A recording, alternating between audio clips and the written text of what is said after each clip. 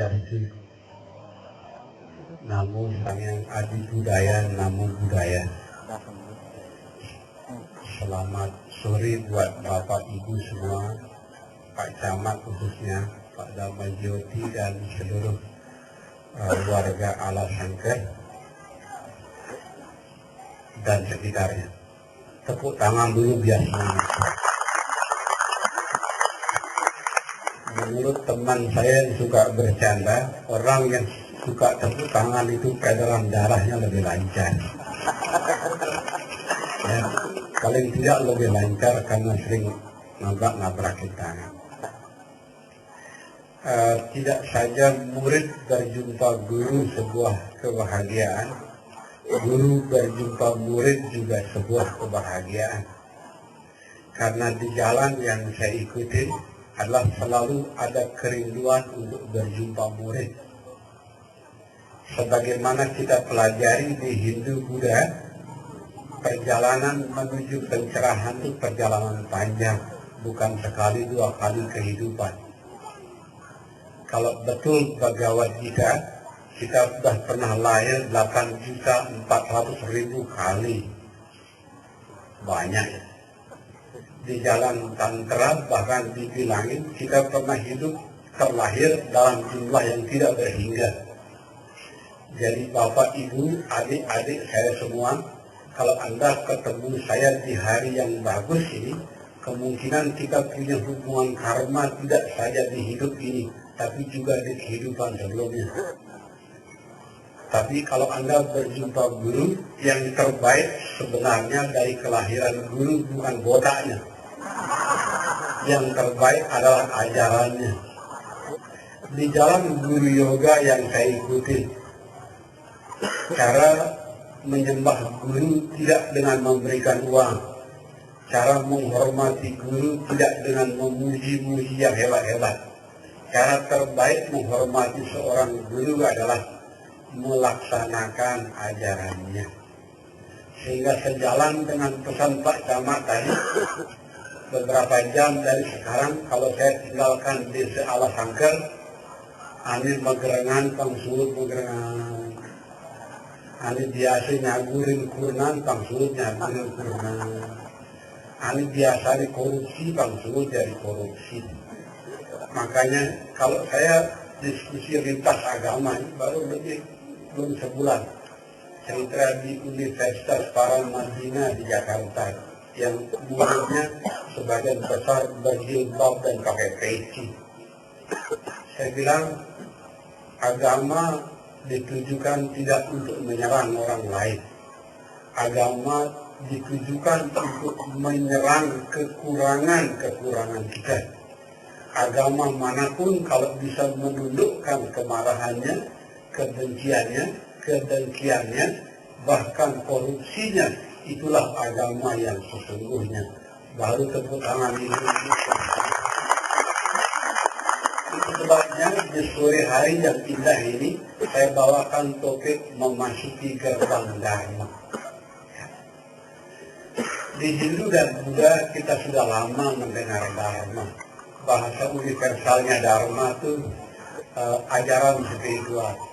Sebelum lupa. Nanti 6 penanya dapat buku Bali Santi 3. Untuk Bapak Ibu ketahui, saya baru dapat tadi siang ini dari penerbitnya.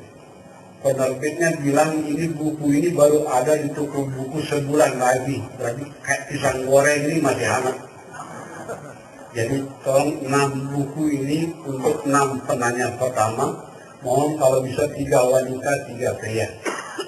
Penanya yang ke-7 beli sendiri bukunya, buku. Ada cuma 6. Bagi yang nggak dapat, saya sudah titip ke perpustakaan wihara, biar dibaca di wihara. Saya sudah kasih tadi pengurus wiharanya 3, biar bagi yang nggak kebagian dan nggak punya uang, dia baca di wihara. Buku Bali Santi 3, buku terbaru yang saya terbitkan dari hampir 40 buku yang sudah saya tulis.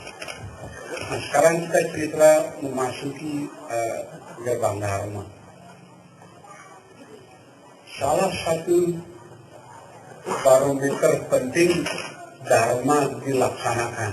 Jadi salah satu pertanda penting Dharma itu dilaksanakan adalah alam. Mudah-mudahan ada teman yang matanya peka, bahkan lebih peka dari saya. Di mana Dharma dilaksanakan baik, biasanya di tempat itu alam sangat bersahabat.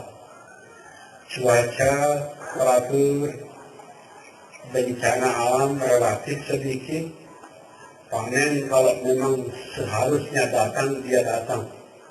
Tapi tolong Bapak Ibu catat, di seluruh belahan bumi sekarang ini mengalami kekacauan kosmik. Bahasa Inggrisnya cosmic disorder. Mestinya sudah musim panas, hujan. Mestinya hujan, panas. Di tempat Pak Camat dan saya sekarang di Taidun banyak orang sengsara. Karena sekarang waktunya tahun ini punya panen besar tengkeh. Kita tidak dapat tengkeh. Karena kenapa? Hujan terlalu banyak. Nah, ini sebuah tanda-tanda kekacauan kosmik. Di tempat yang sangat jauh, lihat, Mesir itu negara dengan peradaban tinggi, karena di sana ada bangunan tua namanya Sphinx. Anda sudah dapat di koran, nonton di televisi, pemimpinnya dijatuhkan dengan kekerasan. Di Amerika, negara paling beradab yang saya tahu puluhan tahun, kita kan belajar hak asasi demokrasi dari Amerika. Untuk pertama kali presidennya pidato, senatornya ada bangun langsung bilang bohong. Di zaman dulu presiden itu berwibawa sekali. Di Indonesia dan di Bali jangan diceritakan. Nanti saya disuruh jelek-jelekin orang. Kita sudah tahu sendiri lah, nggak usah dipanjangin. Sehingga lewat feedback jujur bernama alam, kita harus bilang di semua tempat, di semua pojokan bumi, kita sedang mengalami apa yang saya sebut sebagai spiritual downfall, kejatuhan spiritual. Di tempat di mana buku suci dan nabi pernah lahir perang. Di tempat kita, India, Pakistan, perang. Ada salah satu wilayah di Pakistan yang dulunya wilayah India, namanya Lembah Swat. Tempat itu sangat sakral. Tempat itu pernah lahir guru tantra tingkat tinggi namanya Padmasambhava. Tapi tempat itu bapak dan ibu ketahui sekarang tiap hari berbunyi tembakan senjata. Di tempat sahabat Islam dan Kristen, Palestina, Yerusalem, sama juga. Ini sebuah pertanda alam di tempat di mana lahir nabi dan buku suci perang. Apalagi kita dimulai nabi ini buku suci ini. Sehingga inilah sebuah zaman Anda dan saya mesti kalau mau selamat cepat-cepat memasuki gerbang baru. Saya kelahiran Taidun, sering ke Buleleng, dan salah satu desa yang harus kita lewatin kalau dari Taidun ke Buleleng itu desa Tamblang.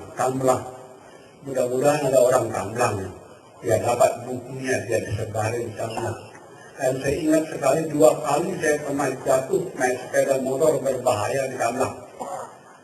Lama saya tanyakan kenapa saya jatuh 2 kali tempat berbahaya. Saya tanya Tamblang itu artinya tambul hilang, obat yang hilang.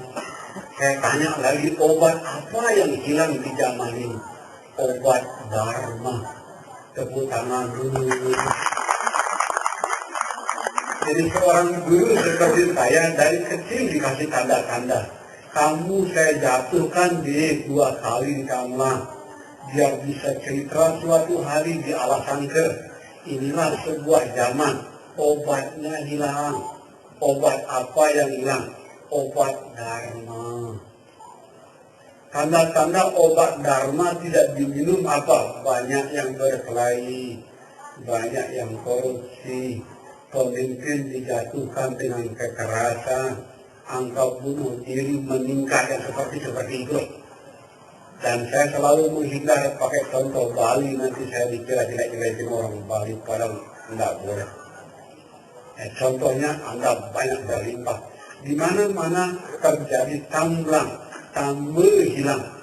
Obat yang hilang. Obat apa yang hilang? Saya ulangi lagi. Obat dharma. Obat dharma. Obat dharma. Segelintir muka saya lihat dari depan. Muka-muka orang tua. Muka-muka yang tubuhnya setengah bau tanah. Ya, muka-muka orang yang sudah mikir mati setiap hari.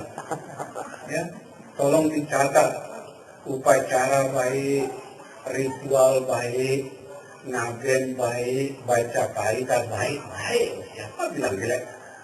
Tapi tolong dicatat baik-baik. Setelah kematian, bekal terbaik yang kita bawa pulang adalah praktek dharma. Kalau benar upacara saja yang bisa membuat orang pulang ke alam pencerahan, semua orang kaya mengalami pencerahan. Ternyata tidak. Boleh percaya, boleh tidak. Tapi mata spiritual saya melihat ada sebagian dari orang kaya. Dia dikutuk lewat kekayaannya. Lewat kekayaannya bukan diberkahi, dikutuk lewat kekayaannya. Bagaimana contoh orang dikutuk lewat kekayaannya? Karena kaya kemudian sombong. Karena kaya kemudian congkak. Karena kaya menyakiti hati orang lain.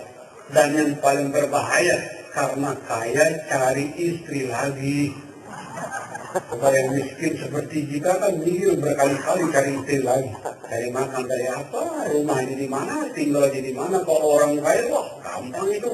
Satu istri cuma sekian juta per malam, gampang. Kan lain. Nah itu contoh orang yang dikutuk lewat kekayaan.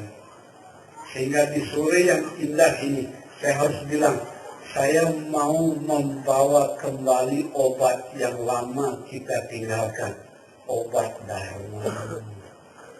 Obat dharma. Saya senang ini ada kamera. Tolong direkam baik-baik, diperbanyak baik-baik, disebar.